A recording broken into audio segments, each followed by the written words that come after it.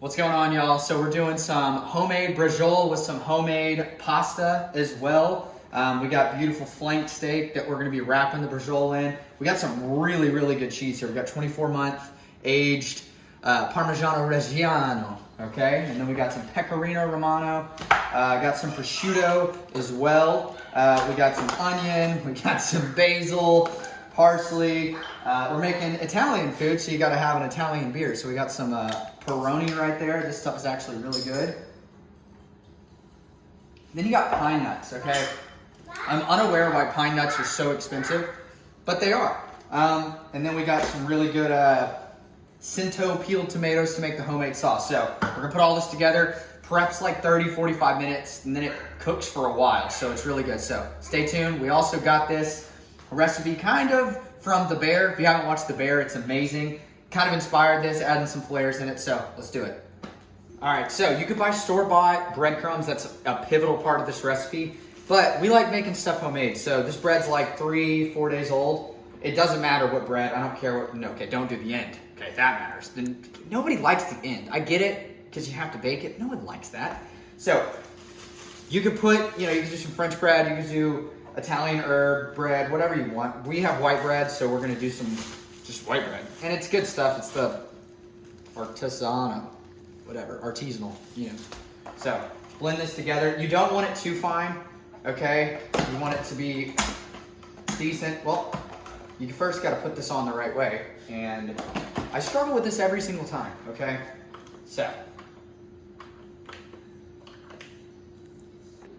So now we got it on top. Okay, that's pivotal, because if you can't get it on top, then you can't blend it. A food processor would work for this. Ours kind of broke, so we have this. So just, yeah. You don't want to go too fast. We're on low. And just get it pretty fine, all right? All right, so in a dry pan, I like to start with the dry pan. Your toasted, you can make a little toasted breadcrumb, all right? These are how they came out.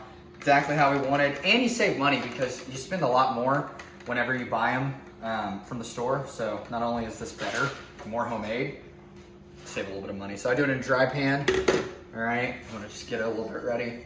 And then add a little olive oil. Well, you gotta open it first, all right, guys? A little olive oil. All right, we're gonna add some red pepper flakes. I like mine a little bit hotter. Just gives it a little more flavor. Just add a little bit of that. Some salt and pepper.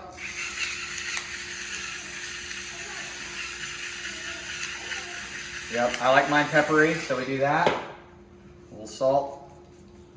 Thing's not working, but it still comes out, all right? We're gonna add a little bit of freshly chopped parsley, okay?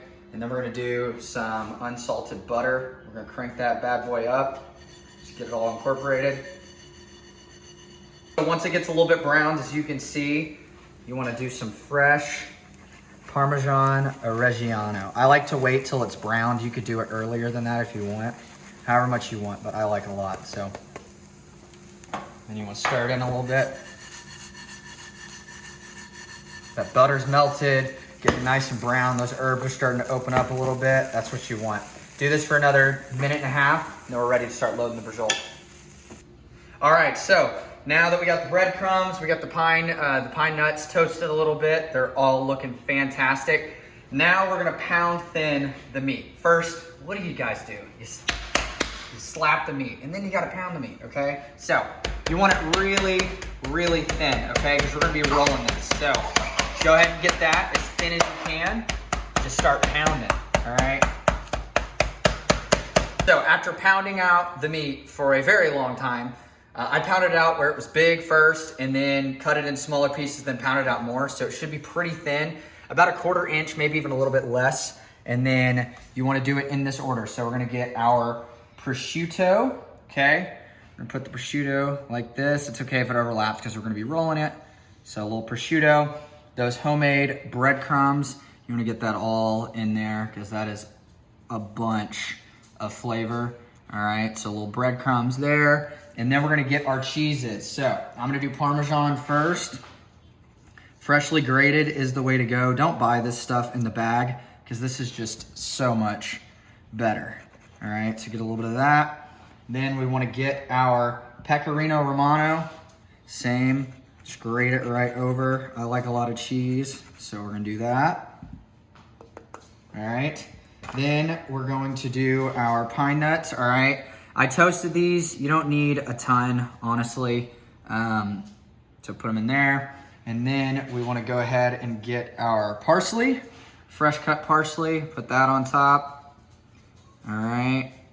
Just to give it a little bit of herbaceousness, all right? And then we wanna top it with some fresh garlic as well that we have freshly minced. Don't buy it minced, just mince it yourself. It's so much better that way, all right? And then we wanna roll this bad boy, okay? There's no good way to do it, but I wanna just go ahead and get in there, try and keep everything. So I'm pushing that down as I'm rolling it. You might lose a little bit, but that's okay. Just go slow. All right, look at that. Now get your skewers, all right? Just wanna poke them through to hold that while you're cooking. All right, one more. I think 3 is probably the number that you're gonna wanna do. All right, and look at that. There's our Braciole. We're gonna brown that in a minute. We're gonna do about 10 more, all right? After rolling a bunch of these, okay, we're gonna go ahead and brown them. I'd say 4 minutes. You don't need them too, I mean, you're not cooking it, right? So we're gonna do it 3-4 minutes each side. And you just wanna get some, a good sear on it.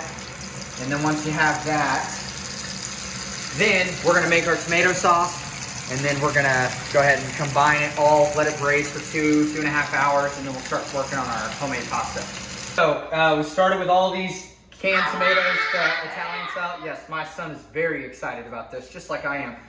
So we mashed them a little bit. We put fresh oregano. We put some Italian seasoning. We put some fresh garlic, salt, pepper, minced onion. We put some garlic powder, some other stuff. Now we're just gonna put the Braciole right in. And you want them to be below. You want them to go right below. So I'm gonna throw all of them in, and then we'll kind of put them down and mash them down. This has been cooking for about, yes, he's very excited. This has been cooking for about 15 minutes, just to kind of let those flavors develop, and then we're just gonna submerge all these, all right? So let's get it going. All right, so we got 2 cups of all-purpose flour. We have 3 whole eggs, and then we have just egg yolk, okay? And then we put a little bit of olive oil, and then we put some salt and some pepper. You don't have to go crazy. Food processor will do this faster. You could do it by hand. You could do it in a blender. We're gonna do it in a mixer. So we're gonna go ahead and put it on stir. And you're gonna go till it makes the dough. So now we got our dough and we got it lightly floured, and then we're just gonna knead this, okay? So you're gonna go in, just over and over. And if it gets a little bit too dry, which it's not, then you could always add a little bit of water, but we just wanna knead for literally probably 10 minutes, okay? Then we're gonna roll it out after we proof it. So once we get this, we'll proof it, and which means we're just gonna put it in saran wrap. We're gonna put it in the fridge for about half an hour, just to let that gluten kind of settle, and then we're gonna be ready to go. So once we get a smooth texture that we're looking for, we'll be ready to let it proof.